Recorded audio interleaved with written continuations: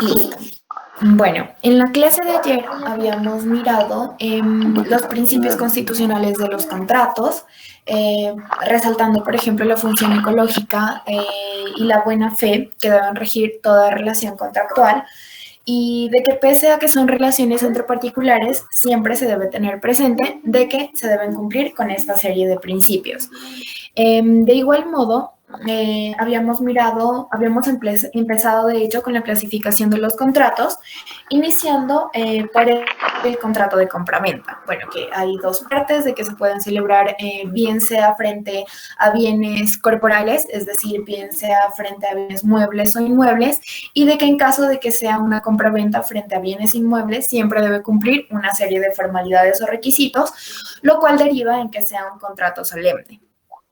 También habíamos mirado la clasificación de los contratos y habíamos resaltado los contratos típicos y atípicos, los contratos solemnes, los contratos consensuales, en los cuales únicamente es necesario para su perfeccionamiento el consentimiento de las partes, contratos de tracto sucesivo, por ejemplo, los contratos de arrendamiento, etcétera.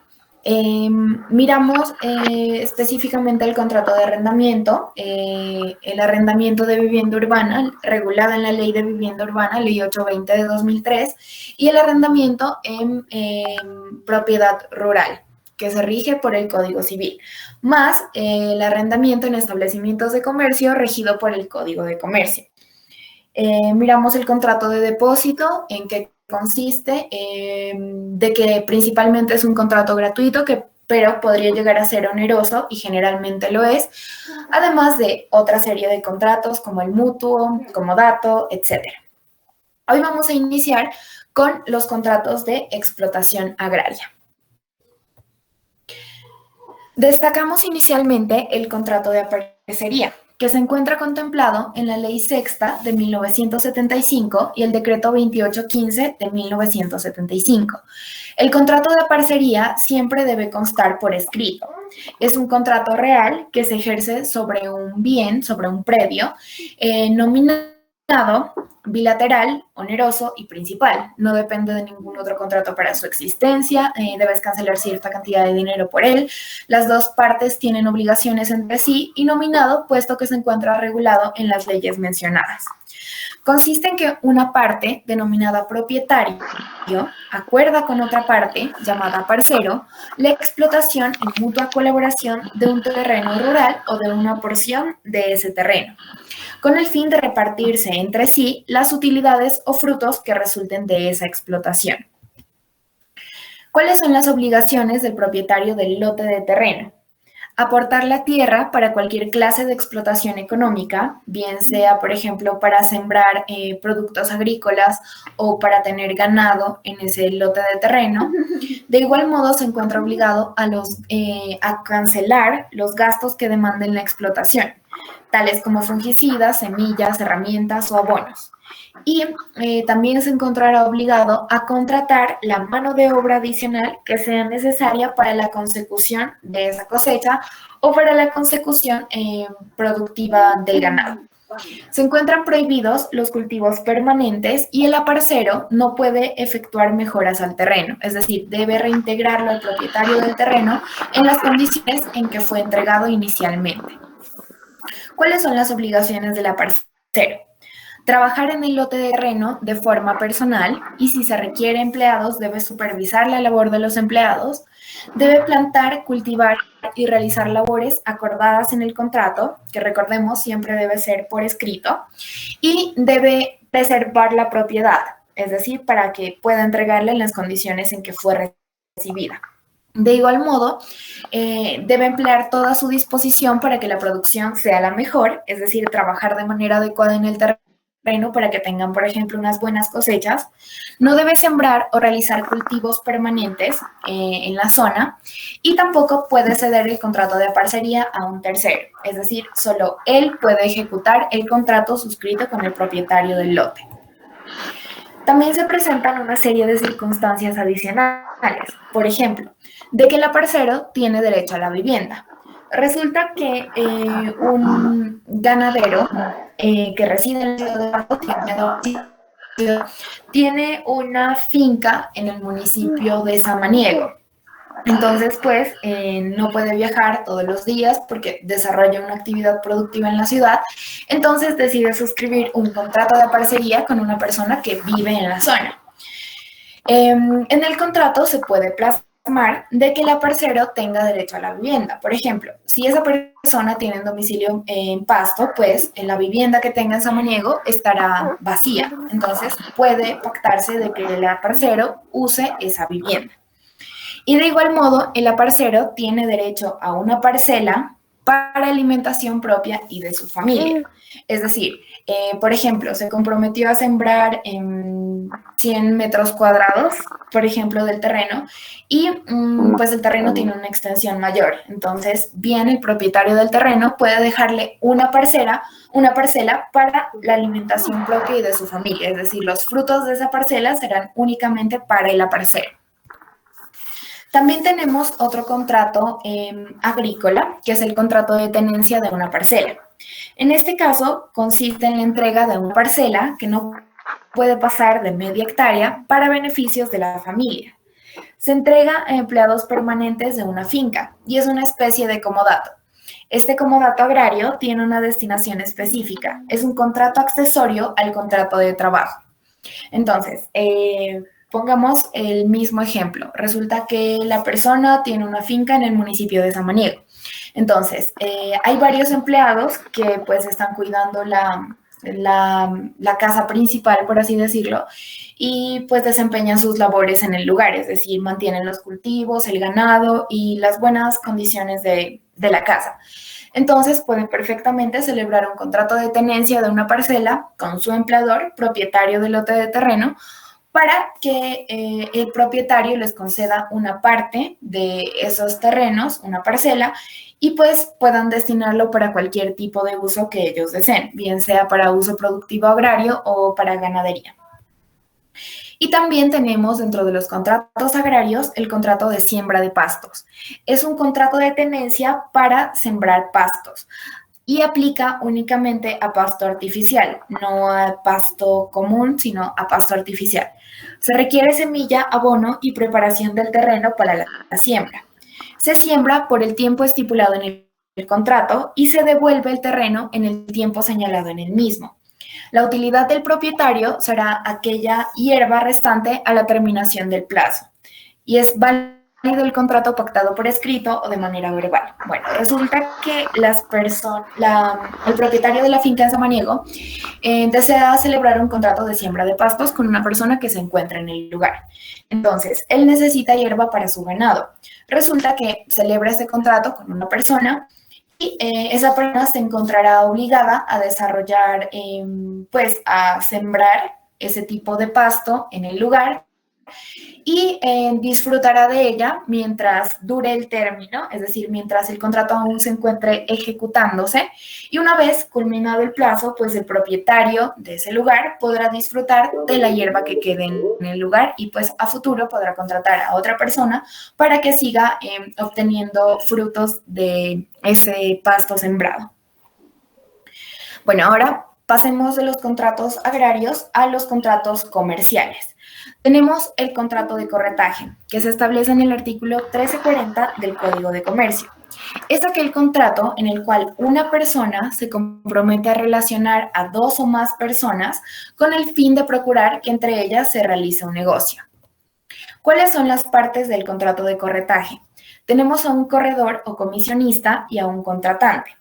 ¿Quién es el corredor o comisionista? Bueno, existen comisionistas que consiguen al cliente para realizar determinado negocio, es decir, es el intermediario y obtiene un porcentaje de la ganancia de acuerdo al negocio realizado.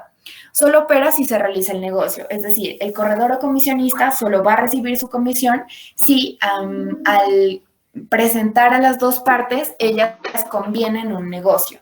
Y únicamente va a facilitar el acercamiento de esas partes. Son simples intermediarios. Y el contratante es el comprador o vendedor, de acuerdo a las circunstancias que se puedan presentar en el contrato. Es decir, por ejemplo, estás intentando vender un inmueble. Entonces, tú eres el vendedor de ese inmueble y contratas a un corredor o comisista para que te ayude a buscar un cliente, es decir, que te busque un comprador para tu vivienda. Pues si se realiza el negocio con esa persona que te ha presentado el corredor recibirá una comisión. Y en caso contrario, si no se realiza ningún negocio con la persona con la cual intermedió, pues no se cancela ningún tipo de comisión por parte del contratante. ¿Cuáles son las características del contrato? Es un contrato típico, nominado, bilateral, siempre va a ser oneroso por el hecho de que se va a pagar una comisión al corredor y es condicionado a la realización del negocio, porque si no se realiza el negocio, no se cancela la comisión. Y es un contrato de ejecución sucesiva, no se ejecuta en un solo acto, sino de manera periódica. Tenemos un corretaje especial que es el corretaje de seguros. Los intermediarios, hay intermediarios entre sociedad mercantil o aseguradora y quien le vende el seguro a esa sociedad, teniendo presente que el corredor es un intermediario que realiza gestiones tendientes a vender el seguro para que la parte interesada se vincule. Al contrato de corretaje de seguros se le aplican las disposiciones del Estatuto Financiero y la Superintendencia Financiera. Bueno, entonces, en este caso, el corredor buscará que se celebre un contrato de seguros por parte de una empresa y un particular o por parte de dos personas jurídicas. En caso de que ese seguro llegue a ser vendido, pues el corredor recibirá su comisión. También tenemos el corretaje de fletamento marítimo. En este caso, la sociedad mercantil ofrece contratos marítimos cuando se requiere transportar grandes mercancías por vía marítima. Comisión para llevar a término final el transporte de las mercancías o personas por vía marítima o fluvial. Opera de la misma forma. Bueno, aquí algunas preguntas. ¿En qué consiste el contrato de corretaje? Miren que no inicio una clase desde una perspectiva vertical, la teoría dice que participar es lo que es una que nos van a dar, algunos estaban fáciles, otros estaban más complejos. Pues básicamente en que dos personas consigan el trato, un trato, sí, y pues a raíz de ese contrato, de ese trato, pues se lleve no sé cómo se denomine, se lleva una comisión. Sí, es un contrato de intermediación, básicamente. Entonces, el corredor busca a una persona que se encuentra interesada en celebrar un contrato con la parte que a ti te ha contratado y de ese modo, en caso de que se llegue a celebrar el negocio entre las dos partes, comprador y vendedor, el corredor recibirá una comisión a cambio.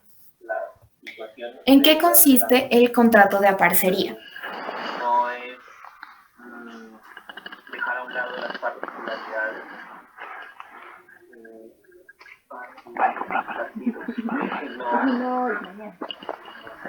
partitura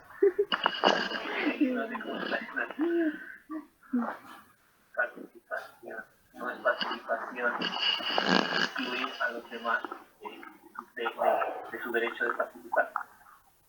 Ahora sí, vamos a leer, colabórame leyendo lo que Adriana compartió sobre esto.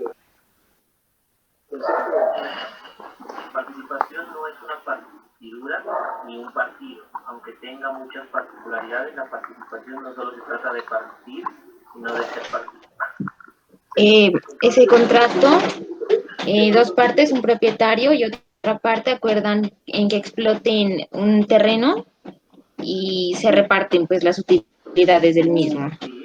Sí, efectivamente. En el contrato de parcería hay dos partes involucradas, el aparcero y el propietario del terreno, los cuales acuerdan distribuir los frutos obtenidos del terreno que el aparcero está produciendo. Por ejemplo, si el contrato de parcería se celebra entre el propietario de un inmueble y el aparcero, pues el aparcero se verá obligado a realizar todos los actos tendientes a tener frutos de la cosecha o, por ejemplo, si tiene ganado, mantenerlo en buenas condiciones, etcétera, y restituirlo al propietario de la vivienda.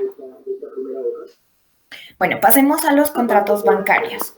Son aquellos contratos celebrados con todo tipo de corporaciones, bancos, entidades que tengan que ver con un servicio público, es decir, con el cuidado y la protección del dinero de los clientes.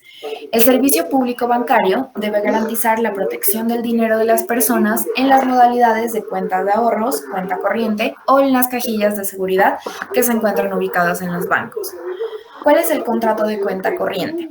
Es aquel contrato suscrito con el banco con el objeto de poder consignar el dinero del usuario en la entidad bancaria, que se compromete a entregar el dinero cuando el usuario lo solicita.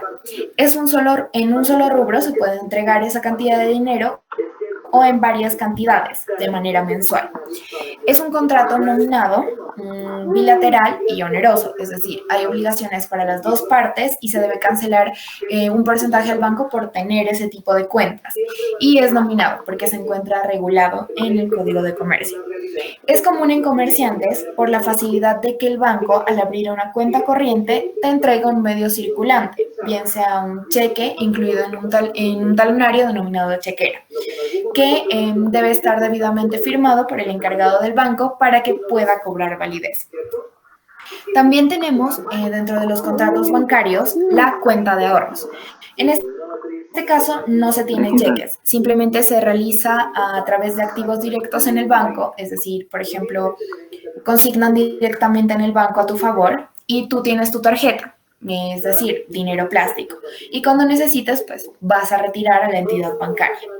Es un contrato que se firma con el banco para cumplir con las condiciones impuestas en el mismo, por lo cual es básicamente un contrato de adhesión. También tenemos los depósitos bancarios, que es el principal negocio de los bancos. Es una forma de captar dinero para posteriormente realizar negocios.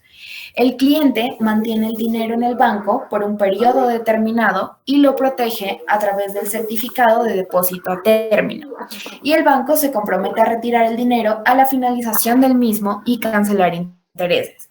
Entonces, en este caso también estamos entre un contrato oneroso en el que las dos partes deben cumplir una serie de obligaciones. La persona natural, en este caso, persona natural o jurídica que ha adquirido un certificado de depósito a término, lleva su dinero al banco, bien sea 6 meses, 1 año, 2 años, y va a recibir una cantidad de intereses por los periodos que ella deje el dinero en el banco. Prácticamente lo que se denomina los CDTs, ¿verdad? Sí, exacto, son los CDTs. Entonces, pues el banco te va a entregar una serie de intereses porque ellos están manejando tu dinero, es decir, están haciendo negocios con tu dinero, te pagan los intereses, ese es tu beneficio, y el banco pues tiene recursos para poder seguir trabajando, por así decirlo. Bueno, pasemos a otro contrato financiero, que es el contrato de leasing. También se denomina contrato de arrendamiento financiero. En este caso, se va a celebrar entre el cliente y el banco o empresa con el cual pues esté suscribiendo el contrato. Es un contrato de mediano o largo plazo. Generalmente se realiza por parte de un empresario o ingeniero que necesita maquinaria para adelantar obras. El contrato de leasing es muy común en la contratación estatal. Entonces, en las obras estatales generalmente se necesita maquinaria que cuesta bastante dinero y pues las empresas acceden a través de un contrato de leasing a distinta maquinaria que pueden usar de manera periódica y que al final ellos tienen opción de comprar. En leasing se recibe en arrendamiento un bien por determinado tiempo con opción de compra. Al finalizar el término del contrato, quien lo arrienda puede usarlo para sí, con el beneficio de que el banco descuenta suma de dinero del arrendamiento como pago.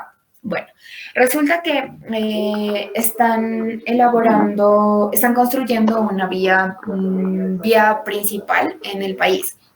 Entonces, la concesión decide contratar con un banco un contrato de leasing para arrendamiento de maquinaria. Entonces, pues van a arrendar, no sé, una retroexcavadora.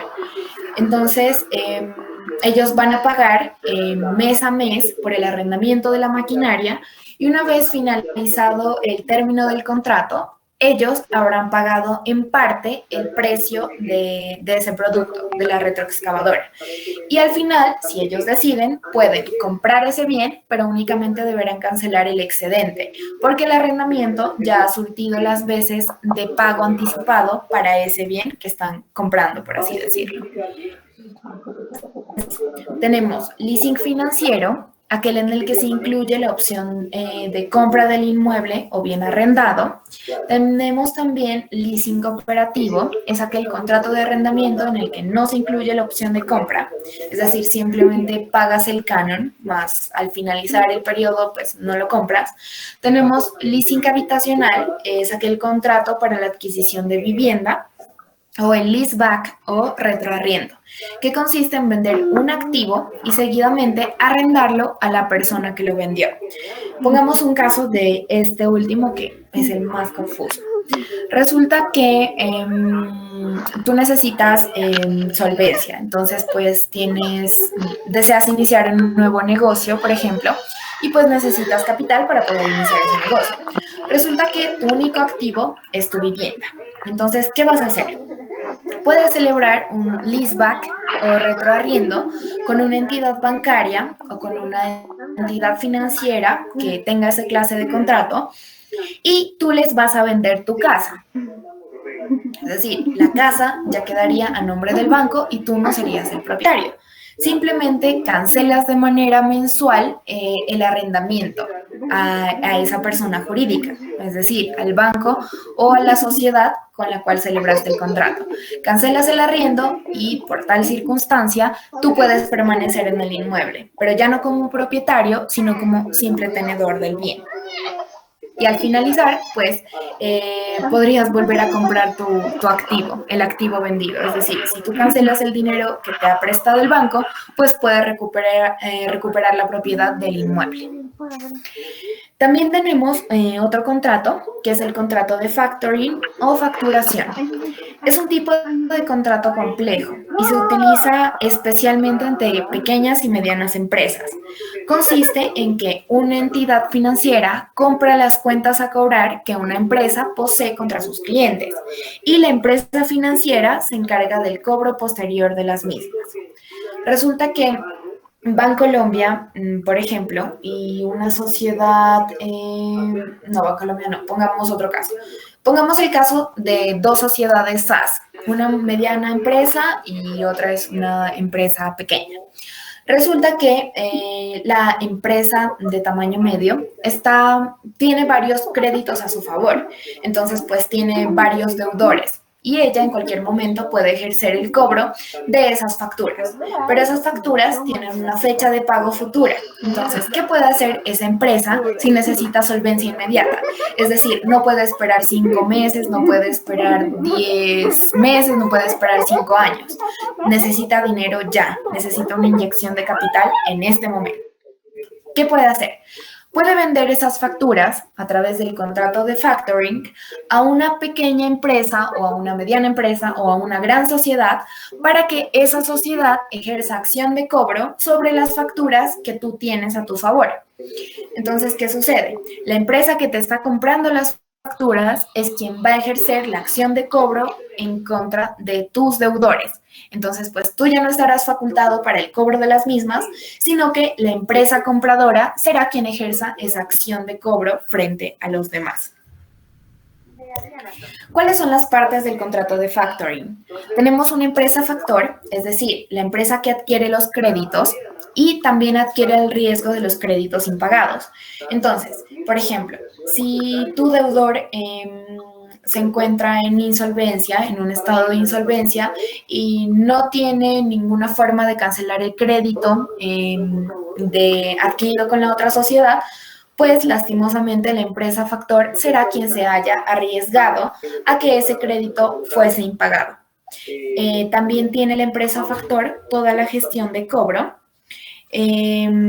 Regálenme un minuto que me está hablando María Fernanda y ya continuamos. Listo. Entonces, bueno, estábamos en que la empresa factor adquiere todos los riesgos derivados del impago de esas facturas.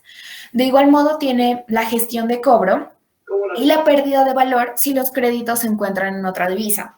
Claro, porque puede ser, por ejemplo, que el dólar en este momento se encuentre en una tasa de valoración bastante alta, casi alcanzando los 4.000, y puede que para cuando tú ejerzas la acción de cobro sobre esas mismas facturas, el dólar se encuentre en 3.000 pesos. Entonces, pues habrías perdido parte del poder adquisitivo. Y la empresa cliente es la empresa que se encuentra vendiendo los créditos, es decir, aquella empresa que necesita solvencia para poder seguir desarrollando su objeto social. Bueno, aquí algunas preguntas. ¿Qué clase de leasing existe? ¿Qué categorías de leasing existen en Colombia? Siempre prescindimos en esos ejercicios participativos del beneficio social de la toma de decisiones.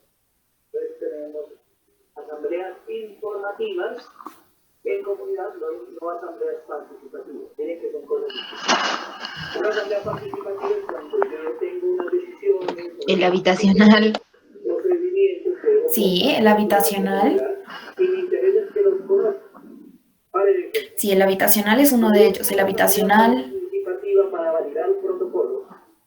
Estoy diciendo que voy a poner el protocolo al concepto de una comunidad que no solamente va a decir si lo acepta o no lo acepta, sino que lo va a retroalimentar y le va a hacer ajustes de acuerdo a su pertinencia.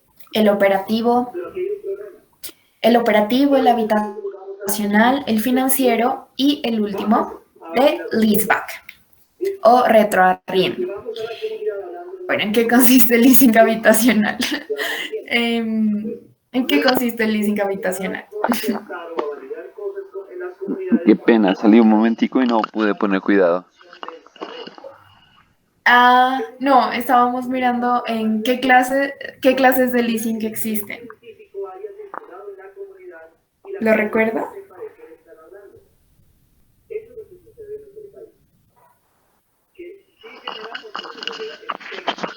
No, es que en ese preciso momento salí. Qué pena. Perdón, bueno, ahí tenemos el leasing operativo, el leasing financiero, el leasing habitacional y el leaseback, que es el retroarriendo. ¿Y en qué consiste el leasing habitacional?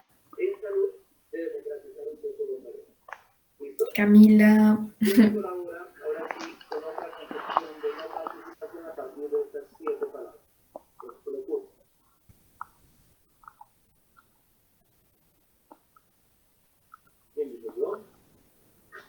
Consiste en que la persona puede adquirir una vivienda y, o sea, pagándole al banco y al final tiene la opción de comprar. Sí, exacto. Opera igual que el leasing habitual. Entonces, tú deseas adquirir una vivienda. Entonces, a través del leasing habitacional, lo que vas a hacer es pagar de manera mensual el canon de arrendamiento, por así decirlo, y al finalizar el periodo contractual del leasing habitacional, tú tendrás la opción de compra. Y de ese modo, al adquirir la opción de compra, tú ya habrás pagado cierta cantidad de dinero por el bien que estás usando en ese momento, por el cual tú estás ejerciendo tenencia. Entonces, el leasing habitacional opera igual, o sea, como el leasing normal, como un contrato de leasing normal.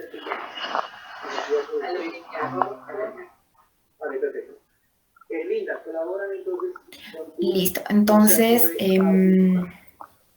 continuemos. ¿En qué consiste el contrato de factoring? Pues en el concepto que construí dice que lograr emancipar a partir de promover, unir, crear, fortalecer e innovar en una comunidad. ¿Cómo lo entiendes? Pues yo lo entendí. Bueno, hola, Mofe. Pongamos, bueno, entonces regresemos a esta parte. Regresemos al contrato de leasing y al contrato de factoring. Bueno, ¿qué es el contrato de leasing? Es un contrato de arrendamiento financiero que se celebra entre el cliente y el banco o una empresa. Es un contrato de mediano a largo plazo y generalmente se realiza por parte de un empresario o ingeniero que necesite maquinarias para adelantar obras. Es muy común el contrato de leasing, por ejemplo, en las concesiones. Cuando se realizan obras de gran envergadura, generalmente se acude a este tipo de contratos para el arrendamiento, por ejemplo, de maquinaria. En leasing se recibe en arrendamiento un bien por determinado tiempo con opción de compra al finalizar el mismo. Al finalizar el término del contrato, quien lo arrienda puede usarlo para sí, con el beneficio del que el banco descuenta la suma de dinero del arrendamiento como pago. Entonces, tú cancelas el canon de arrendamiento de manera normal. Una vez se finalice el término de ese contrato, tú tienes la opción de compra. Y si ejerces opción de compra sobre la vivienda o sobre el bien mueble, tú ya habrás pagado cierta cantidad de dinero de ese bien. Es decir, por ejemplo, si tú celebraste un contrato de leasing sobre maquinaria y tú estás pagando el canon de manera mensual, al finalizar el contrato de leasing, tú puedes ejercer la acción de compra y ya habrás pagado todos los cánones de arrendamiento previos como parte del pago final. Entonces, solo deberás completar el precio final del producto. Ese es el contrato de leasing en líneas generales. Y las clases de leasing son leasing financiero, en el que se incluye la compra del bien inmueble arrendado, el leasing operativo. En este caso, en los leasings operativos no se incluye la opción de compra, es decir, simplemente cancelas el arrendamiento por el bien. Y leasing habitacional es un contrato de leasing para la adquisición de vivienda. Entonces sigue la regla general del leasing, que es de que uses el bien, pagues el canon de arrendamiento y al finalizar tengas la opción de compra de la vivienda, o el leaseback o retroarriendo, que consiste en vender un activo y seguidamente arrendarlo a la persona que lo vendió. En este caso, por ejemplo, tú necesitas solvencia económica porque vas a desarrollar un negocio, por ejemplo, de joyería. Entonces necesitas bastante dinero para iniciar ese negocio. Y tu único activo es una vivienda. Entonces, pues, vas a vas a vender ese activo, tu casa, a una entidad financiera y esa entidad financiera te permite usar el bien, es decir, ejercer la tenencia del bien y tú le cancelas el canon de arrendamiento a ese nuevo propietario, es decir, a ese banco. Y al finalizar, pues una vez tú canceles el dinero al banco, ya podrás obtener nuevamente la propiedad del inmueble. Y también tenemos el contrato de factoring o facturación. Es un tipo de contrato muy complejo y se utiliza entre pequeñas y medianas empresas. Consiste en que una empresa financiera compra las cuentas a cobrar que una empresa posee contra sus clientes y la empresa financiera se encarga del cobro posterior de las mismas. Entonces, por ejemplo, tenemos dos medianas empresas. Una de ellas necesita bastante dinero para poder superar una difícil situación económica. Esa empresa, a su vez, tiene bastantes deudores. Entonces, ella es acreedora de varias personas. ¿Cuál es el título con el cual puede ejercer el cobro de esas deudas? Pues son facturas. Facturas que se van a hacer efectivas de aquí a 10 meses o de aquí a 5 años. ¿Qué sucede? Como necesita solvencia de manera inmediata, vende esas facturas a un tercero, a otra sociedad. Esa sociedad le paga por esas facturas y luego esa sociedad que está comprando las facturas ejerce la acción de cobro sobre los deudores de la sociedad 1, sobre la sociedad que necesitaba solvencia. Ese es básicamente el contrato de factoring. ¿Cuáles son las partes del contrato? Tenemos la empresa factor, es decir, la empresa que adquiere los créditos y también adquiere el riesgo de los créditos impagados. Es decir, si el deudor, por ejemplo, entra en una situación de insolvencia y no puede cancelar esa factura, pues la empresa factor será quien se mire abocada a ese riesgo. De igual modo, la empresa factor ejerce toda la gestión de cobro y la pérdida de valor si los créditos se encuentran en otra divisa. Y la empresa cliente es aquella empresa que se encuentra vendiendo los créditos, es decir, la empresa que está vendiendo las facturas a un tercero. Y las preguntas. Bueno, pasemos al contrato de transporte. El transporte es un contrato, bueno, el contrato de transporte es un acuerdo entre las partes por medio del cual una de ellas se obliga para con la otra, a cambio de un precio, a conducir de un lugar a otro por determinado medio y en el plazo fijado. Este contrato de transporte se puede realizar frente a personas o cosas y entregar dichas cosas en el destino. El contrato de transporte se perfecciona por el solo acuerdo de las partes, es decir, es un contrato consensual y se prueba conforme a las reglas legales. También tenemos el contrato de agencia comercial regulado en el artículo 1317 del Código de Comercio. Es aquel por medio del cual un comerciante asume en forma independiente y de forma estable el encargo de promover o explotar negocios en determinada área y dentro de una zona en el territorio nacional, como representante o agente del empresario o como fabricante o distribuidor de uno o varios productos. Entonces, resulta que una sociedad con domicilio en la ciudad de Bogotá desea expandir su negocio por todo el territorio nacional. Entonces celebra un contrato de agencia comercial con un empresario ubicado en la ciudad de Pasto, quien se encargará de explotar su negocio en específicamente la ciudad. Entonces, pues, ese comerciante asume en forma independiente ese encargo proveído por el empresario ubicado en la ciudad de Bogotá. ¿Cuál es el contenido del contrato de la agencia comercial? Ese contrato siempre se debe celebrar por escrito, se debe establecer los nombres completos, domicilio y documentación y documento de identificación de las partes, es decir, del empresario y del agente, quien va a representar sus intereses, el objeto del contrato y el ramo de actividades a desarrollar, por ejemplo, en la venta de determinado producto, los poderes o facultades del agente y sus limitaciones, es decir, hasta qué punto puede llegar a promover la marca del empresario, el término de duración del contrato y el territorio en el cual va a desarrollar sus actividades el agente, de manera específica. ¿Cuáles son las obligaciones del agente comercial? Se regulan en el artículo 1321 del Código de Comercio y son las siguientes.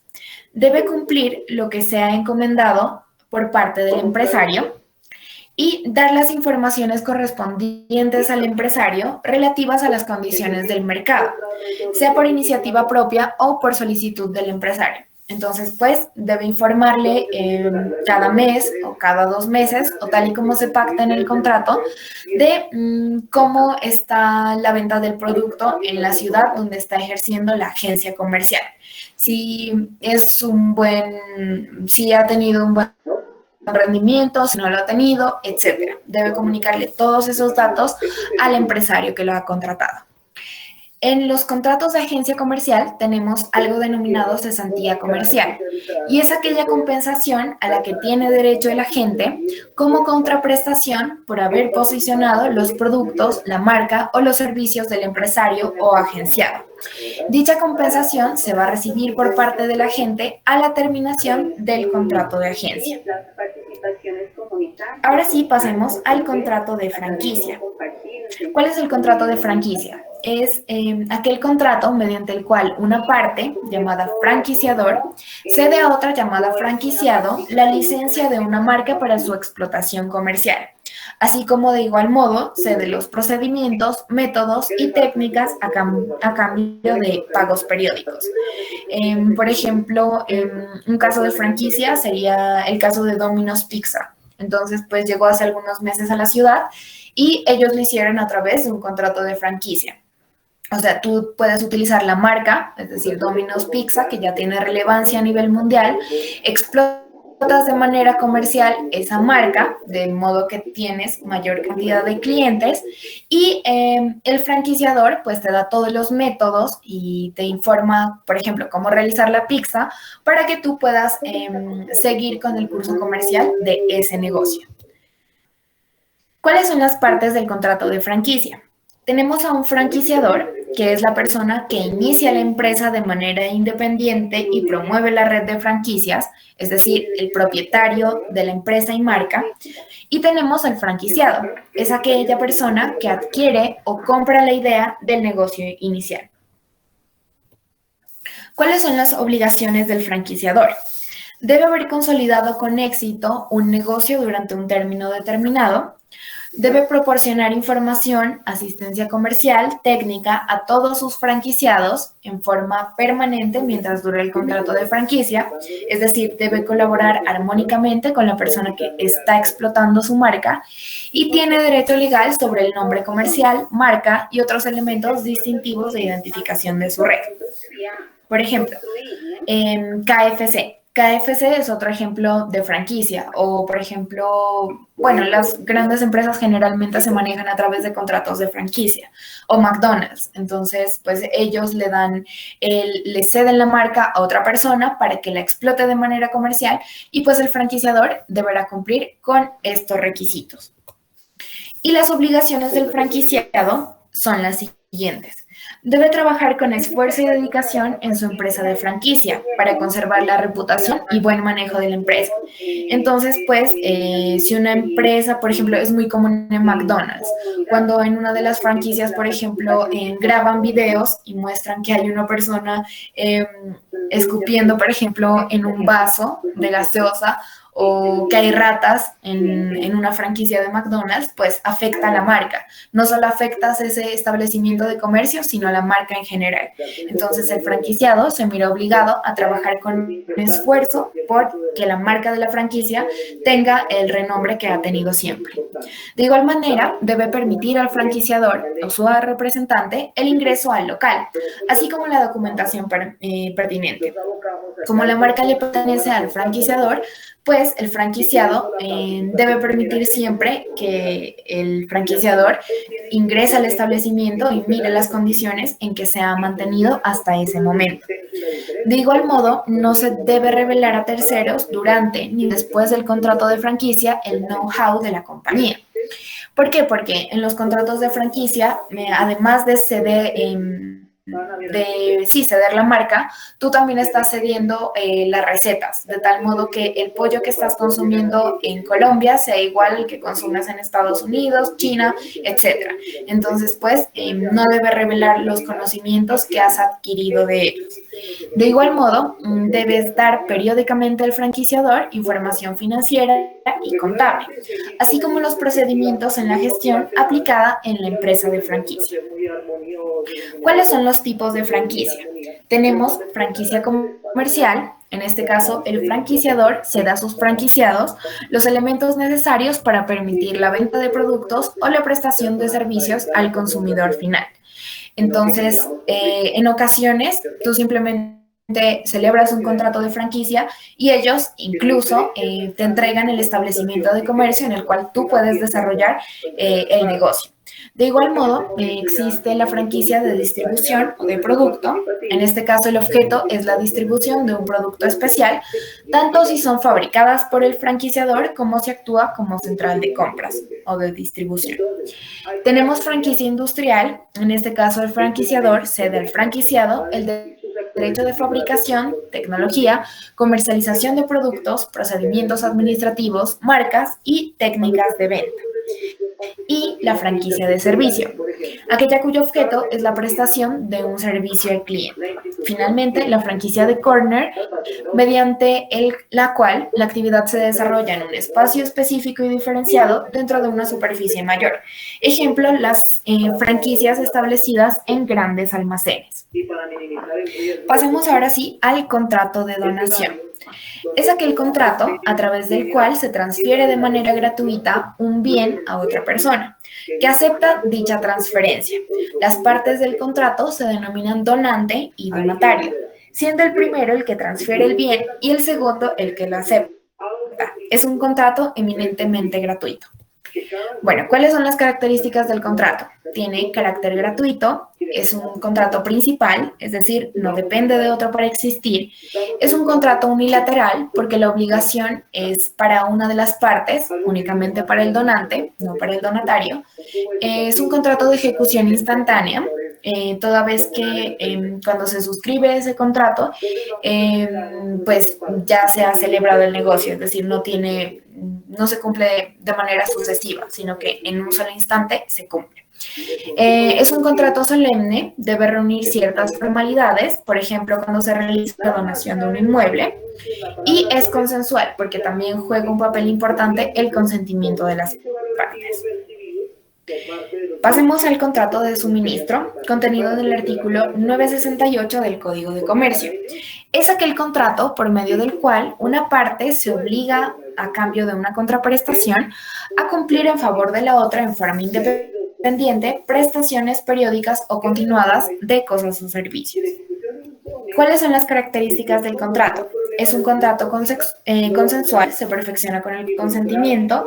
Contrato principal, no requiere de otro para existir, es un contrato oneroso y conmutativo. De igual modo, el precio se puede pactar por la totalidad de las prestaciones o de forma unitaria. Por ejemplo, un contrato de suministro de electrodomésticos, bueno, de computadores. Entonces, pues, las dos partes tendrán obligaciones recíprocas en el mismo.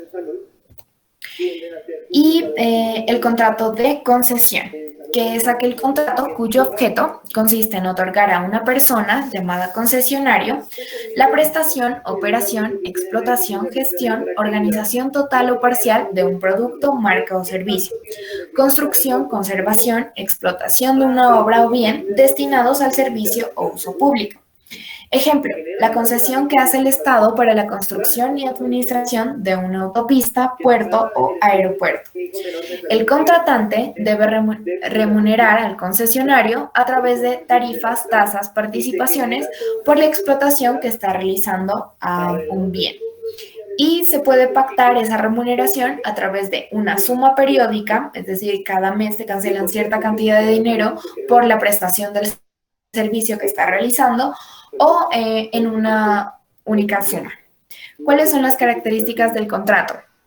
Es un contrato atípico porque no se regula en el código, es consensual, se perfecciona con el simple consentimiento de las dos partes, es un contrato de tracto sucesivo, es decir, las partes acuerdan relaciones estables a largo plazo, y es un contrato bilateral porque las dos partes tienen obligaciones entre sí. ¿Cuáles son las partes del contrato de concesión?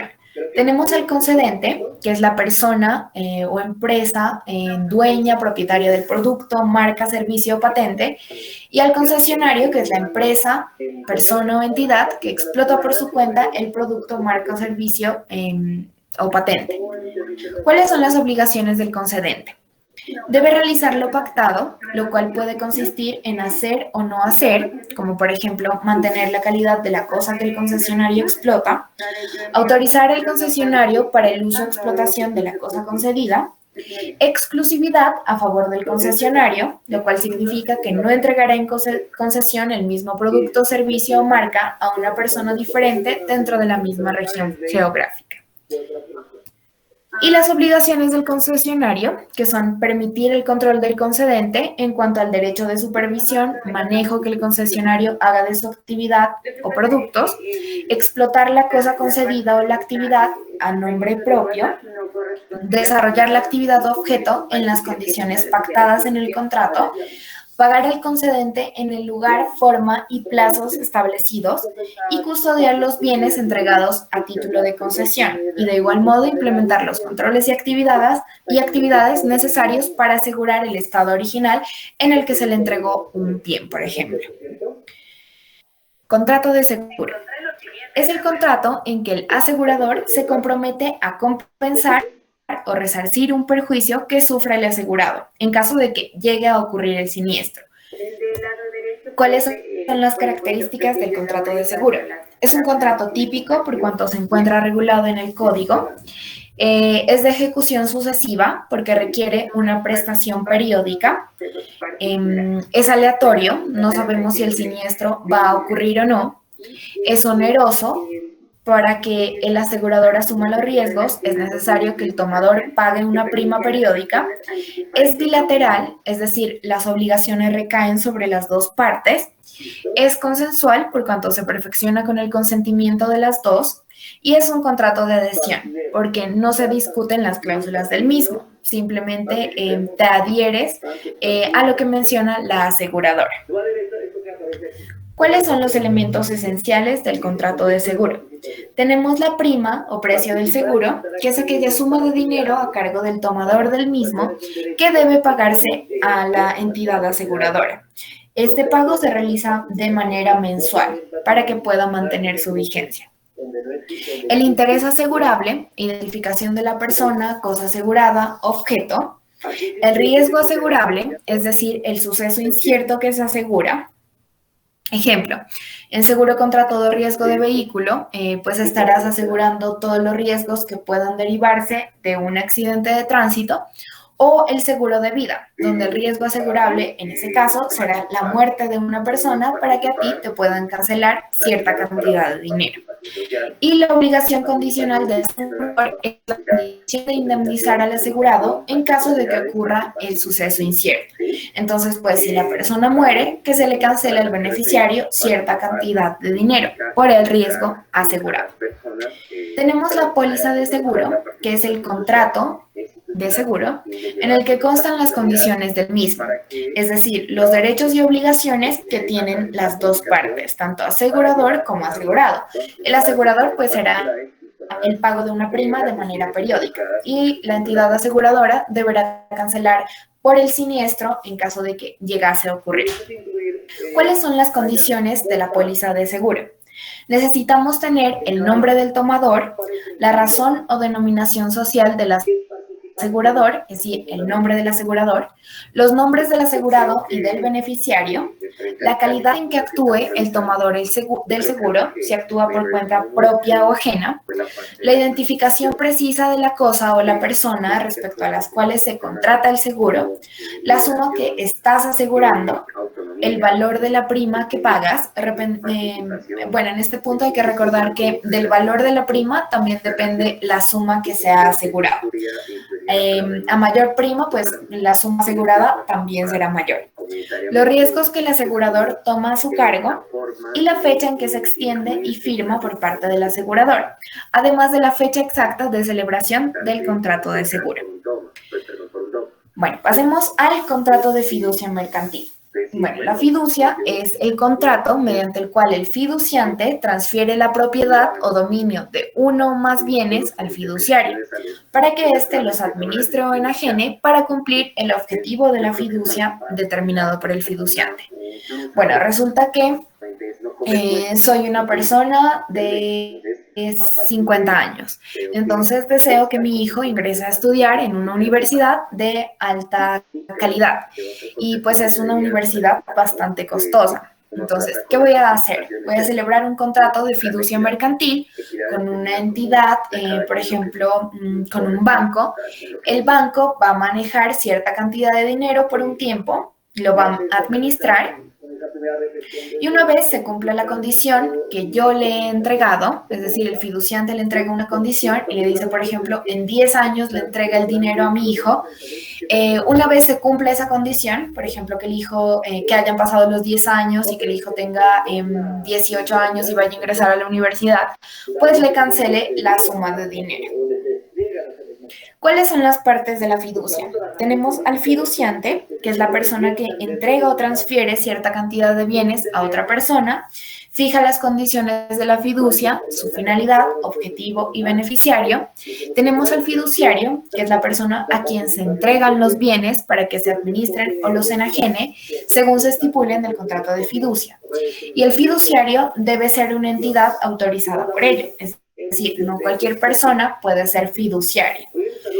Un ejemplo son las sociedades fiduciarias o entidades financieras, quienes pueden tomar parte de este contrato como fiduciarios, es decir, las personas naturales jamás podrán ser fiduciarios.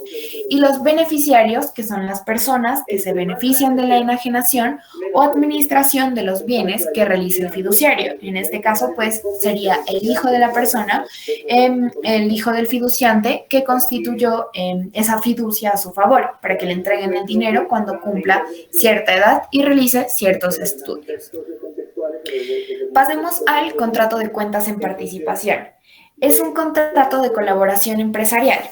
Se permite que se asocien varias personas o empresas para ejecutar un negocio o proyecto sin constituir una nueva persona jurídica.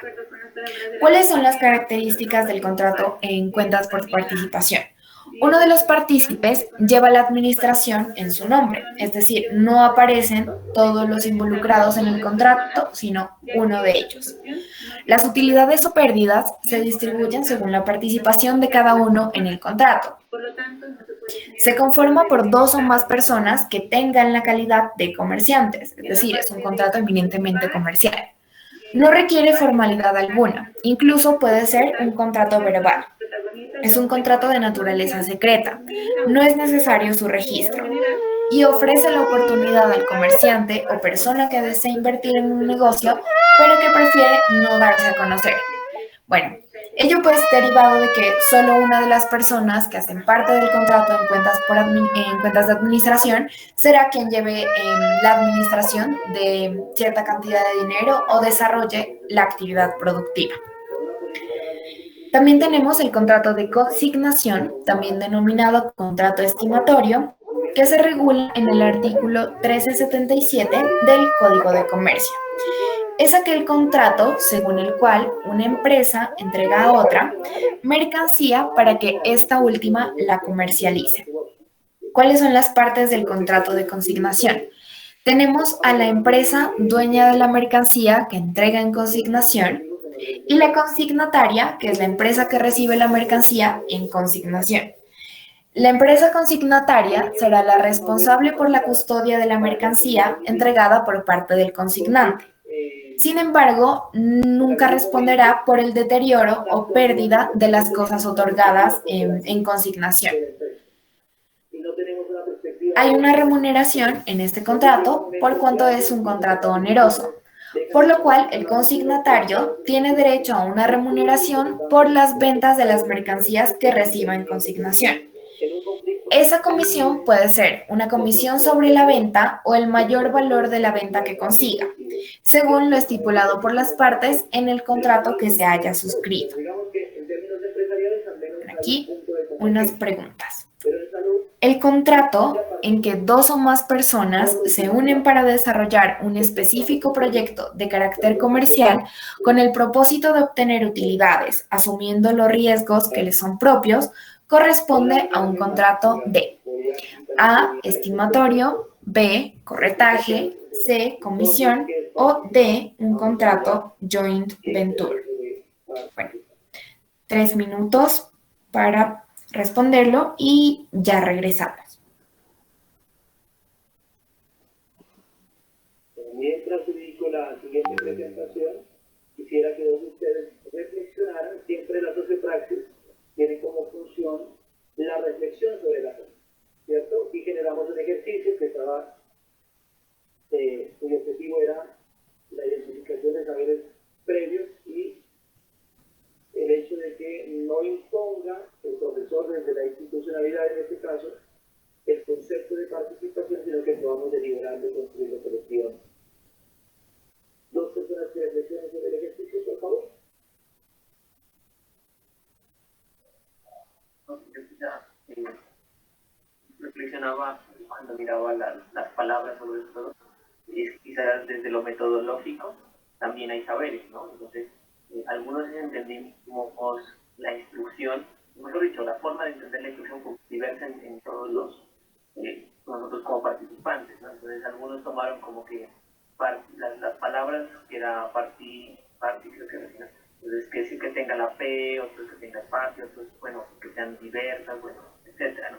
Entonces, yo creo que eso es como lo importante, ¿no? El reto que a mí me asalta en este momento es cómo esa diversidad poderla concretar en algo unificado, ¿no me entiendes? Porque pues quizá algunos de nosotros, digamos que entendimos el ejercicio desde algunas palabras, otros desde algunas palabras asociadas a esa palabra, pero en el momento ya como de materializarlo, quizá se vuelva complejo por la cantidad, ¿no? Por la cantidad de perspectivas. Entonces, a veces yo no sé, una vez decía, quizá dejando al menos una palabra de cada uno de nosotros, pudiésemos sentirnos representados todos en ese concepto de participación, ¿no? Pero eso era como mis dos reflexiones frente a lo metodológico, frente a cómo entendimos el ejercicio y que es muy válido y que es muy interesante y muy enriquecedor, y frente a cómo se unifican todas esas diferentes perspectivas. Gracias, Esteban. Frente a lo primero, eso es valiosísimo. El que en la sociopraxis tú das una orientación, pero el sentido de la orientación la da quien la asimila, y eso es algo importante, porque los actores siempre van a comprender de manera distinta. Y si tú los reglas, si generas un enfoque reglado, mira, tienen que hacer esto, es muy complejo porque los dirige. Y lo segundo, frente al cómo hacer para eso son las metodologías participativas, Esteban. Espero que cuando las desarrollemos más adelante te puedan ser útiles y te puedan responder y despejar un poco esa duda, ¿no? Y esa angustia también que se genera a veces cuando uno conceptualiza la participación y dice, no, y entonces esto cómo se logra. Entonces vamos a mirar si las metodologías te responden de una u otra manera a esa pregunta. ¿Alguien más que cierre este ejercicio? ¿Una reflexión? Permítame, sí, profe. Lizeth, y termina. Lizeth, adelante. Sí, profe, gracias. En cuanto al desarrollo del ejercicio, me parece muy interesante, pues aparte de lo que comenta Esteban, la retroalimentación que usted hacía, ¿no? Donde usted permitía como que cada concepto se vaya construyendo sin generar de pronto si se lo valida o no se lo valida, o generar de pronto ese disgusto que ustedes, ¿no?, mismo también comentaban, ¿no? Entonces eso también es importante porque uno también se va involucrando en el ejercicio y uno también se va sintiendo que obviamente esa participación ha valido la pena, ¿no?, porque ha permitido esa construcción conjunta, ¿no? Entonces eso me pareció muy interesante. Gracias. Vale. Muchísimas gracias, Lizeth. Y de una u otra manera, la participación en la institución debe tener una postura ética de coherencia, ¿cierto? Entonces, ¿de qué manera yo puedo no estar de acuerdo con algo, pero de qué manera lo valido y lo incluyo dentro de la reflexión o dentro de eso? Esa es la gran tarea que tenemos como agentes de nuevo. Y termina, Santi, adelante. Mi reflexión iba relacionada con lo que mencionó la compañera de cómo esta dinámica, digamos, tan sencilla nos genera ese aprendizaje y esa demostración de cómo construir con y junto a la comunidad. Lo que, digamos, el impacto que genera no solamente que sea la persona experta en, pues en este caso usted, quien nos diga las directrices, digamos, de lo que es y de lo que no es, sino cómo esa participación en donde uno puede equivocarse o puede, digamos, generar posturas contrarias, entre los compañeros también, que de una misma hoja podemos generar conceptos diferentes, pero cómo estar dentro de la dinámica que se está planteando en la clase nos genera ese conocimiento y esa formación en la que podemos reflexionar y decir, el compañero tomó esas palabras y realizó tal concepto, yo lo hubiera realizado de esta manera y me complemento con lo que ya el compañero hizo, o me puedo corregir, o sea, generar como esa reflexión interna con una participación activa, que de pronto uno quedándose callado lo puede hacer, digamos, de manera exterior, cree que lo está haciendo. No es lo mismo como involucrarse, o sea, tener como también hacer parte de la clase, entonces me pareció bien importante. Y gracias a ustedes por querer ser parte de la clase y por también salirse un poquito de la convencionalidad de la clase magistral, que ahorita voy a hacer un ejercicio de esa manera. Vamos entonces a entender, a partir de lo que dice Andy, que la participación es una construcción social, y donde hay actores que se vinculan en diferentes momentos y con diferentes acciones. Por ejemplo, tu trabajo dependía de lo que compañeros te facilitaban, ¿cierto? Y así sucesivamente vamos haciendo esas construcciones por ejemplo.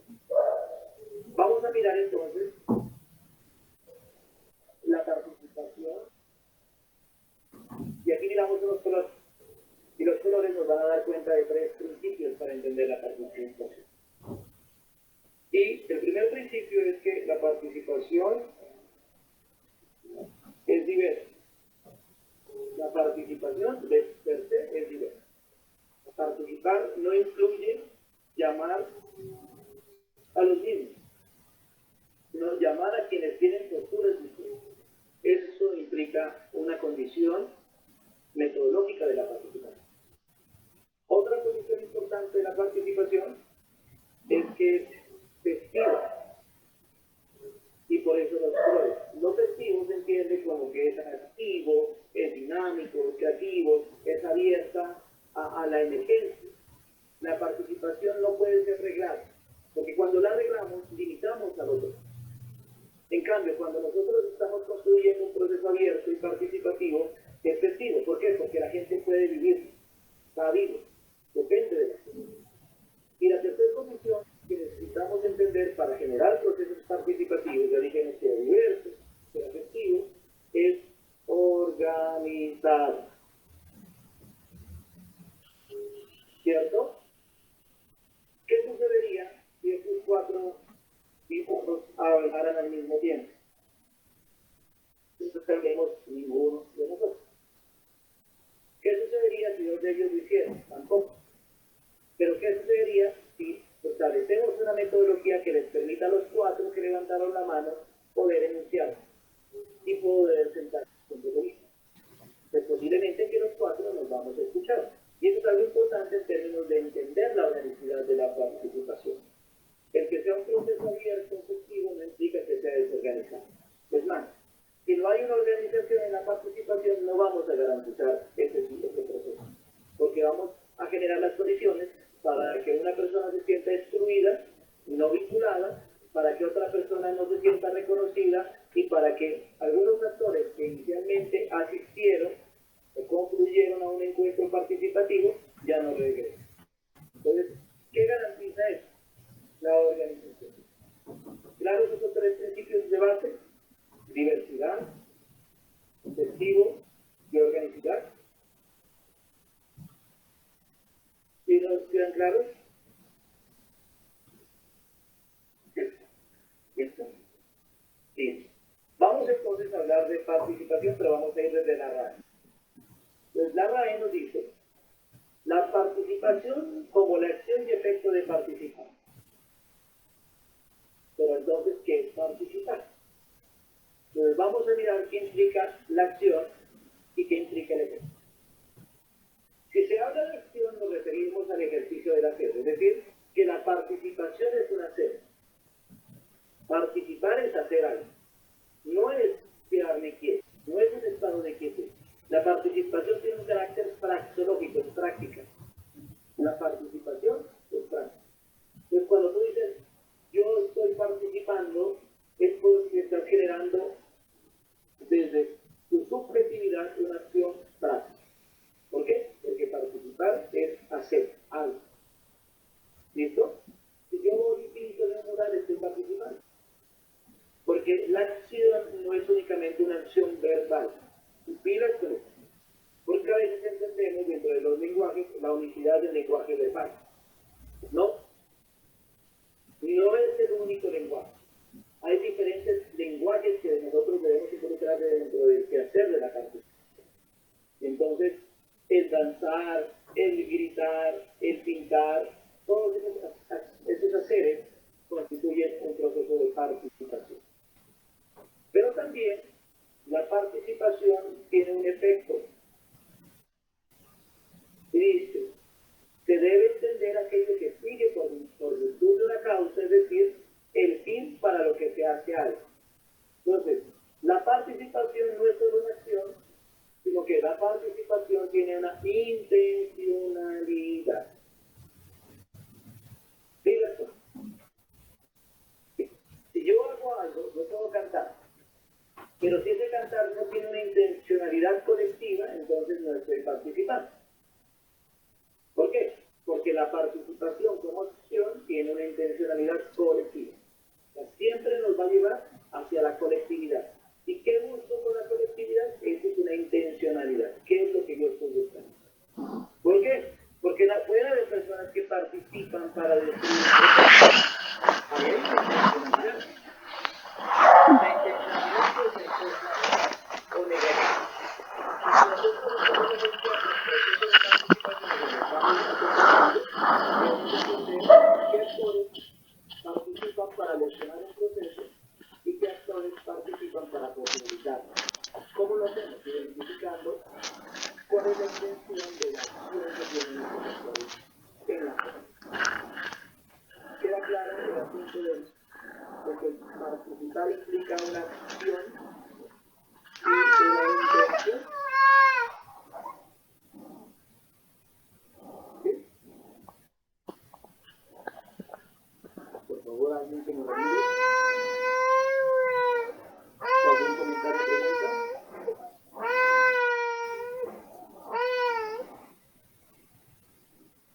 Profe, yo pues considero que según lo que usted refiere, que se basa en el principio de la causalidad, causa-efecto.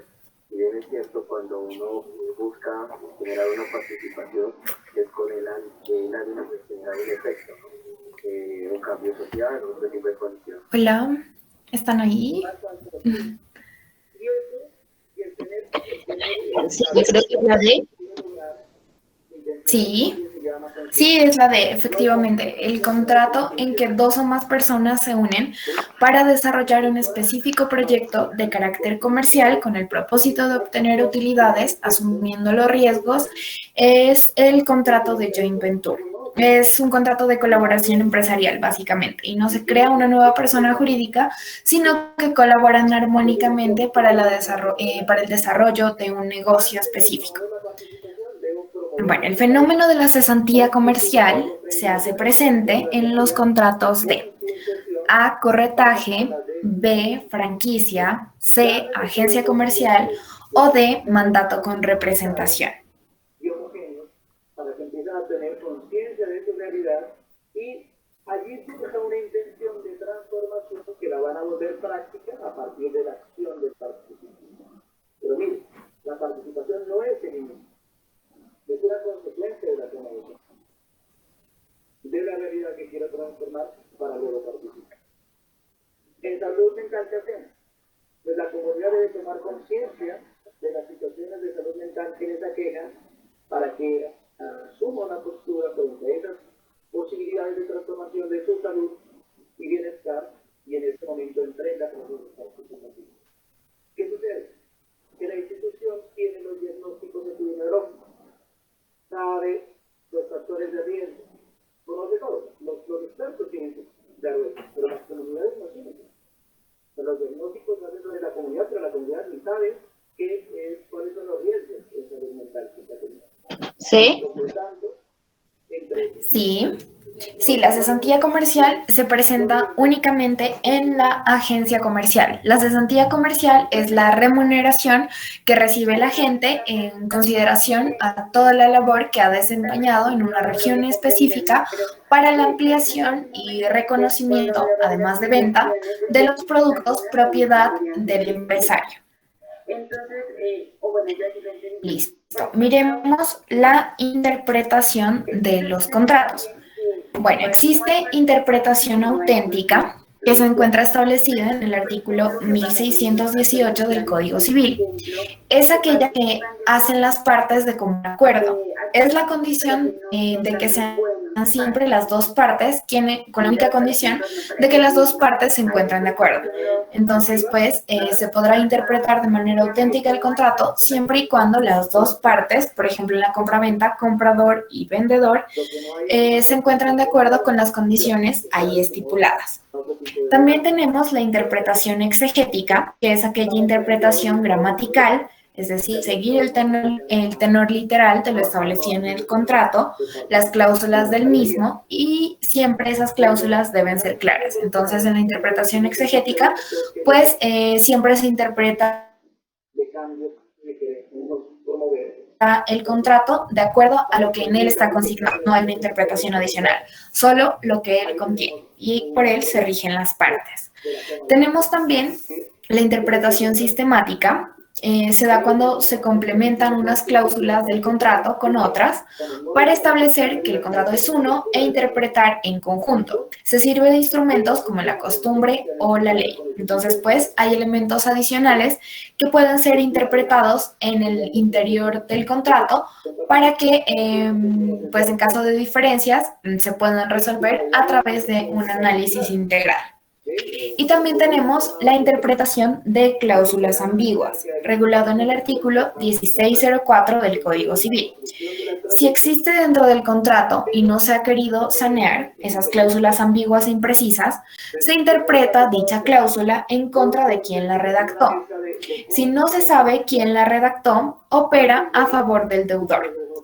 Entonces, pues, si hay cláusulas que no sean tan claras o que se contradigan entre sí, por ejemplo, se compromete a pagar en 10 días cierta cantidad de dinero.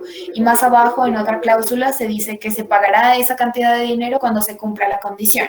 Entonces, pues, esa podría llegar a ser una cláusula ambigua. Y se interpreta dicha cláusula siempre en contra de la persona que redactó la misma.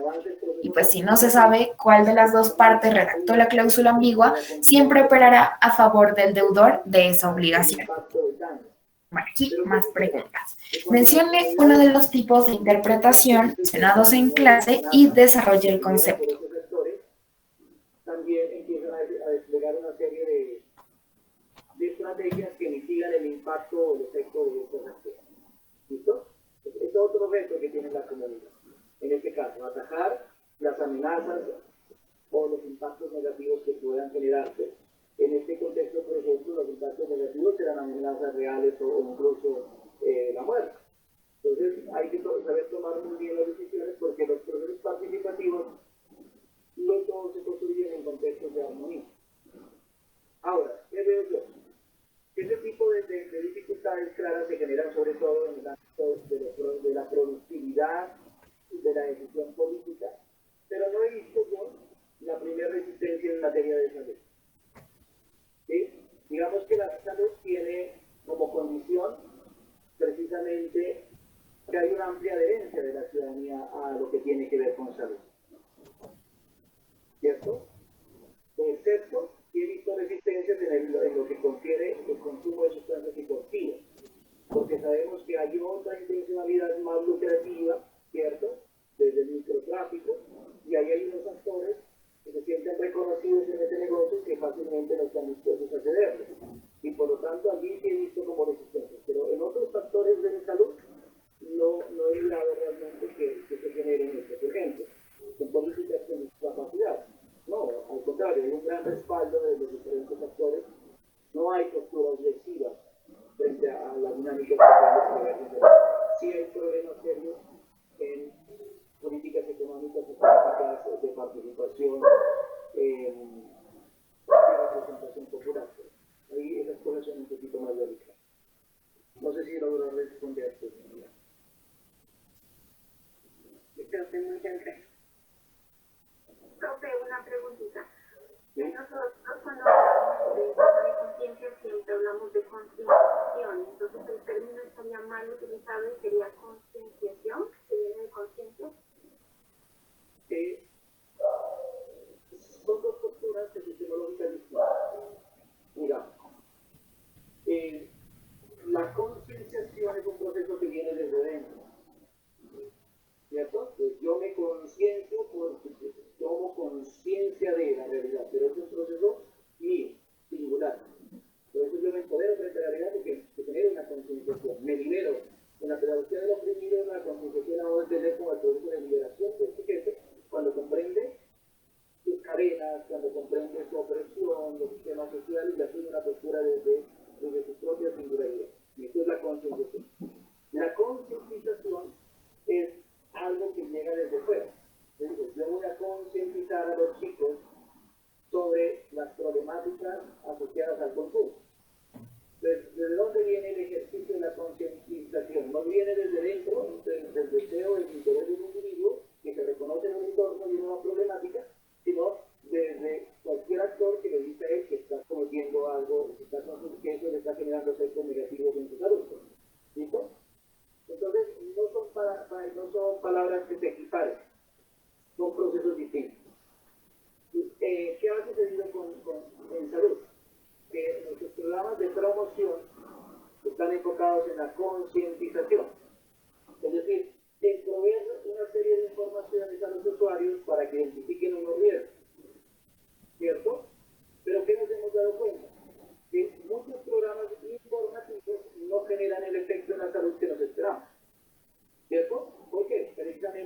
adolece de la concienciación. Entonces, ¿cómo llego yo a la concienciación? A través de escenarios experienciales, donde logren mover la emocionalidad y la Por comprensión de lo que ejemplo, desde la experiencia misma. una de las clases de interpretación ¿Cómo lo hacemos? A través de psicopedagogía. sería la interpretación de los contratos de manera exegética. Por ejemplo, cuando te riges de manera textual por lo que menciona ese contrato. O también la interpretación de cláusulas ambiguas. Cuando no es claro un contrato, pues puedes interpretar esas cláusulas redactadas de manera ambigua, siempre en contra de la persona que la redactó, y en caso de que no se supiese quién la redactó, pues siempre serán en contra del vendedor. De sociedades. La sociedad denominada Ruiz, Villota y Asociados Limitada corresponde a una sociedad A, mixta por cuotas sociales, identificada con razón social; B, mixta por parte de interés, identificada con razón social; D, C, de personas por partes de interés, identificada con razón social; D, de capitales por acciones, identificada con denominación social. Demos algunos minutos para que la miren detenidamente y pasamos a responder. Que genera causa-efecto. Participar entonces debe ser comprendida como una causa y como una consecuencia. La participación es la acción de causar algo y es la consecuencia de ese algo de esa causa que se genera. ¿Listo? Sí. Causas con un defecto.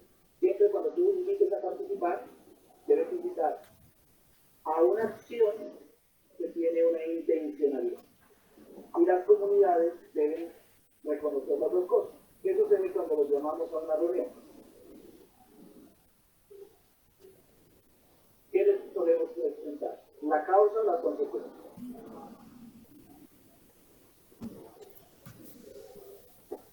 La consecuencia generalmente. O sea, se le presenta el problema como tal, pero no se debería de buscarse como las causas, ¿no? Las razones que están generando esos problemas. Y pensar un poco la acción, ¿no? O sea, ¿cuál va a ser la acción más allá de la parte de la asistencia? Usualmente nos centramos en la intencionalidad de la institución sobre la convocatoria, pero no en el conjunto de acciones diversas que puedan generarse desde los actores frente a esa misma intencionalidad. Y ahí el problema que tenemos. Voy a avanzar. Entonces, aquí tenemos este marco de conjunto.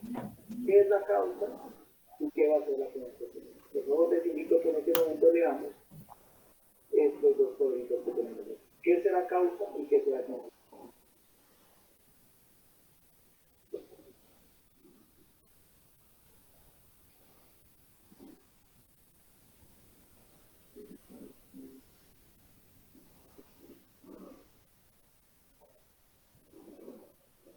Pues vamos con causa. Esteban, por favor, colabórame leyendo la causa. Se debe atender la necesidad de investigar qué es lo que provoca, cuáles son los productos de la acción participativa. ¿Listo? ¿Y consecuencia, Esteban? Se debe investigar qué factores intervienen para motivarla. Entonces, miren lo siguiente. Cuando hemos estudiado la participación, hemos entendido que debemos centrarnos en dos cosas. Una investigación o una comprensión sobre la causa y otra comprensión sobre la consecuencia. Esto frente a la pregunta, ¿cómo hacemos para promover la participación? Entonces, ¿qué debemos hacer para promover la participación? Respondernos una pregunta. Y es, ¿qué es lo que provoca la participación endógena de esa comunidad? ¿Bien? Debemos preguntarnos bajo qué condiciones de esa comunidad participa. Porque las comunidades son escenarios vivos, son organismos vivos. Y por lo tanto, para mantenerse vivos, se generan procesos de participación. Solamente que esas participaciones a veces no están sujetas a lo que nosotros queremos promover, porque para ellos eso que nosotros promovemos no puede ser importante dentro de sus propias priorizaciones. Entonces, primera pregunta, respondámonos frente a esa comunidad. ¿Qué es lo que provoca que esta comunidad participe? ¿En qué escenarios participa esta comunidad? ¿Listo? Cuando respondamos a esa pregunta, vamos a entender la intencionalidad de la participación. ¿Qué es lo que convoca a esa comunidad y qué es lo que le interesa a esa comunidad? Y segundo, ¿cuáles son los factores que intervienen en potenciar esa participación? Cuando yo respondo estas dos preguntas, ¿qué provoca la participación y qué la fortalece?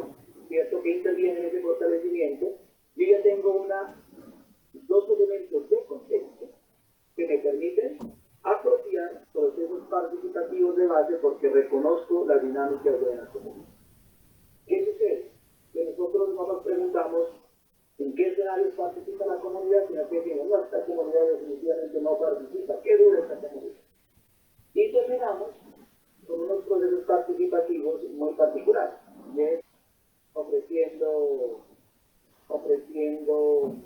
cosas, ¿no? Hoy he mirado que en la participación estamos amarrando mucho los estudios de familia financiera. Entonces las instituciones buscan amarrarse por ahí, pues ya. Para entregar el subsidio tienen que asistir a tal capacitación. Créanme que esas asistencias forzadas no generan ningún efecto positivo sobre la realidad. Porque la intención que lleva la gente para asistir allí es que le mantengan el subsidio, no la información que nosotros le proveemos en esa reunión. Entonces, ¿y cuál es la situación? Que a la institución no le interesa la fotografía y la lista de asistentes que se hizo en esta capacitación.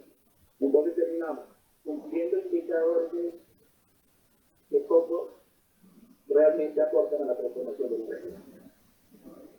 Y con esta diapositiva vamos a terminar. Aquí tenemos unas nociones de participación.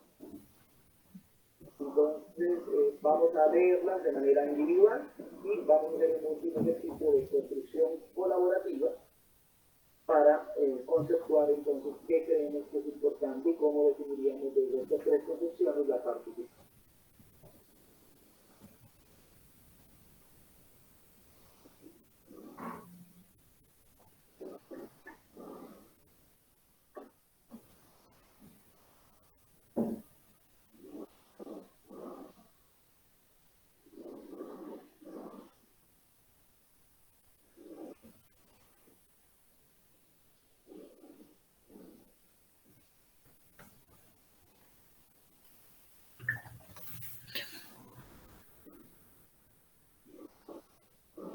Hola, ¿están ahí?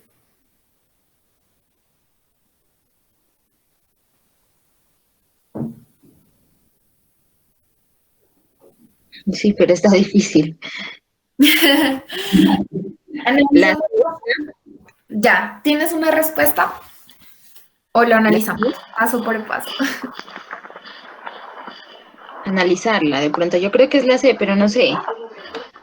A ver, miremos. Es la Sociedad Ruiz, Villota y Asociados Limitada. Primero miremos si está identificada con razón social o con denominación social para verificar si podemos eliminar la respuesta D. Entonces, decíamos que la razón social se da cuando el nombre de la sociedad se conforma por los nombres o apellidos de los socios. Y la denominación social se conforma cuando el nombre de esa persona jurídica sociedad se conforma por las actividades a las cuales se dedica la sociedad. Por lo tanto, como la sociedad se denomina Ruiz, Villota y Asociados Limitada, pues eliminaríamos la denominación social, porque no está identificada con denominación social, sino con razón social. Entonces, tenemos que la respuesta A, B y C se identifican con razón social, o sea que son respuestas posibles. Cartemos otra opción. Entonces, resulta que las sociedades limitadas. Bueno, regresémonos a la clasificación de las sociedades según el tipo de socios. Tenemos sociedades de capitales, sociedades de personas y sociedades mixtas. Entonces, decíamos que en las sociedades de personas, lo que une a las que intervienen en a los individuos que intervienen en esa sociedad es un intuitu personae, es decir, te unes con ellas por las características que tienen esas personas. En ese tipo de sociedades hay una tendencia a responsabilizarse por las acreencias que pueda llegar, por las deudas que pudiese llegar a tener esa sociedad. ¿Cuál es una sociedad clásica dentro de las sociedades de personas? La sociedad colectiva, la sociedad en comandita simple. Esas son las clásicas sociedades de personas. Unen en virtud del intuitu personae o de las características personales de los socios. Y las sociedades de capitales, que clásicamente son la SAS y la SA, donde se unen por un intuitu pecuniae o un interés pecuniario. Bueno, y finalmente las mixtas, donde se tiene un interés personal y a la vez un interés pecuniario. Resulta que la sociedad limitada es una sociedad mixta. Las sociedades limitadas siempre serán sociedades mixtas. Entonces, los une a los socios siempre un interés personal con un interés pecuniario. Por tal razón, podríamos descartar la respuesta C. Entonces, las sociedades limitadas, ténganlo presente, son eminentemente mixtas. Listo, entonces nos quedan dos posibles respuestas. Tenemos la respuesta A, donde se menciona que tenemos una sociedad mixta por cuotas sociales identificada con razón social, y la opción B, que son sociedades mixtas por partes de interés identificada con razón social. ¿Cuál es la diferencia entre las dos respuestas? Que en la A tenemos que en la sociedad limitada hay cuotas sociales y que en la B tenemos partes de interés. Entonces, en las sociedades limitadas, ¿qué es lo que tenemos verdaderamente? ¿Cuotas sociales o partes de interés? Según lo mencionado en el Código de Comercio, en las sociedades limitadas habrán cuotas sociales, no partes de interés. Entonces, la respuesta correcta a esa pregunta es la respuesta A. La sociedad denominada Ruiz, Villota y Asociados Limitada es una sociedad mixta por cuotas sociales, es decir, el capital social de sus socios se divide en cuotas sociales y se identifica con razón social en virtud del nombre que tiene, es decir, Ruiz Villota. Bueno, las sociedades limitadas, recordémoslo, siempre serán sociedades mixtas, tienen un interés personal y un interés económico, los socios de esta clase de sociedades. Bueno, entonces pasamos a otra pregunta. Marta es acreedor de Ana por una obligación de 200 millones de pesos que debe cancelarse un mes después de la entrega del dinero. Para garantizar la deuda, Ana hipoteca su casa de habitación a favor de Marta y realizan la escritura correspondiente.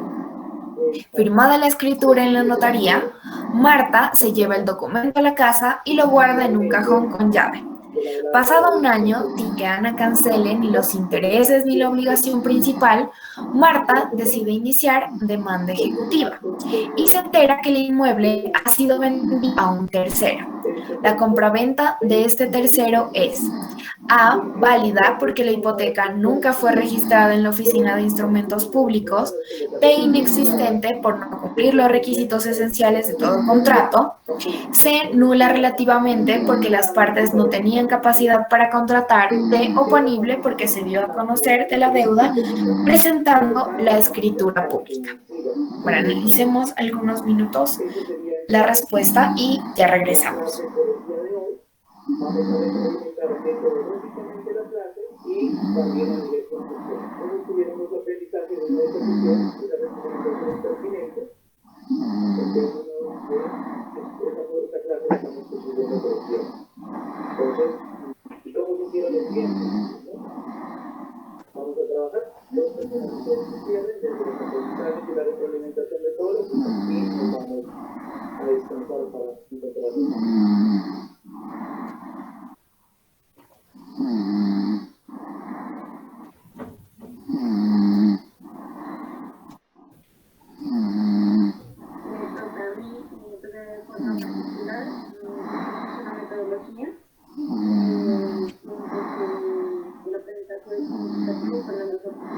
este tipo de ejercicios nos permite poner como en práctica, digamos, lo que están haciendo y hacer un ejercicio de a partir de los conceptos que nosotros tenemos, construir y luego cómo relacionarlos con La A. Sí, efectivamente. La respuesta correcta es A. Validar que la hipoteca nunca fue registrada en la Oficina de Instrumentos Públicos. Y como no fue registrada, no hay acto de publicidad y por lo tanto, pues, surte plenos efectos. La venta a un tercero. Leonardo compró una vivienda por el valor de 150 millones, obligándose con una entidad financiera mediante un contrato de mutuo con garantía hipotecaria. Pasados 2 años, Leonardo decide vender el apartamento a Nancy, quien asume el compromiso de pagar por el término restante las cuotas pactadas con el acreedor, quien ha aceptado las para respaldar la deuda y la vivienda para el dominio de esta. Pasados 6 años, por una enfermedad grave, Nancy debe viajar a un tratamiento a Alemania. Para esto, decide prestar el apartamento a Carlos, mientras Nancy regresa. Tras la dura situación de Nancy y sus diferentes gastos de salud, no continúa pagando las cuotas pactadas con el banco y fallece 1 año después de su salida del país. La deuda con la entidad financiera deberá asumirla. A. Leonardo solidariamente por ser obligado principal con el banco. B. Nancy, dado que ella debe responder después de la muerte. C. Carlos, dado que es quien vive actualmente en el apartamento. O D. Los herederos de Nancy, dado que se transmite la obligación. Pero tomémonos algunos minutos y ya la respondemos.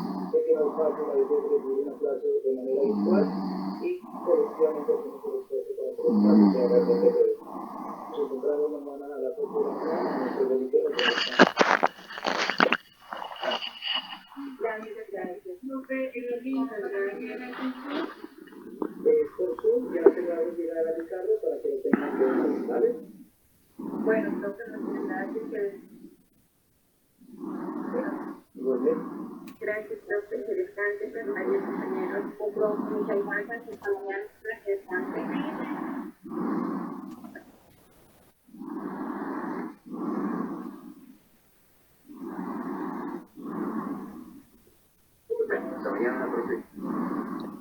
D. Sí, es la respuesta correcta de los herederos de Nancy, dado que se transmite la obligación. Recordemos que Leonardo ya no responde por ese dinero porque se dio el crédito. Entonces, quien está llamado a responder por el crédito es Nancy. Carlos no responde porque simplemente tomó ese apartamento en virtud de un comodato, es decir, un préstamo gratuito de Nancy a Carlos, un contrato de comodato. Carlos no responde, Leonardo no responde, entonces responde Nancy. Pero Nancy falleció y una persona fallecida pues no responde por sus obligaciones, sino que se transmite. Entonces, ¿a quién se la transfiere? A los herederos. Entonces, la respuesta adecuada efectivamente es la D, los herederos de Nancy, dado que se transmite la obligación. Listo. Esa era la última pregunta que tengo acá. Tengo otras preguntas para hacerlas de manera verbal, pero pues, no creo que quieran resolverlas en este momento. Ya terminamos la parte de negocios civiles y comerciales. Entonces, pues hemos finalizado. Quería como hacer este tipo de preguntas que son como de la parte de contratos y unas de sociedades para finalizar pues negocios civiles y comerciales más sociedades. Quedó pendiente el examen que habíamos acordado, pero no sé si lo vamos a realizar en algún momento. Entonces, pues, si deciden hacerlo, me escriben y acordamos un día para hacerlo. Igual tengo más preguntas, así, o sea, tipo ABC, y tengo algunas preguntas abiertas.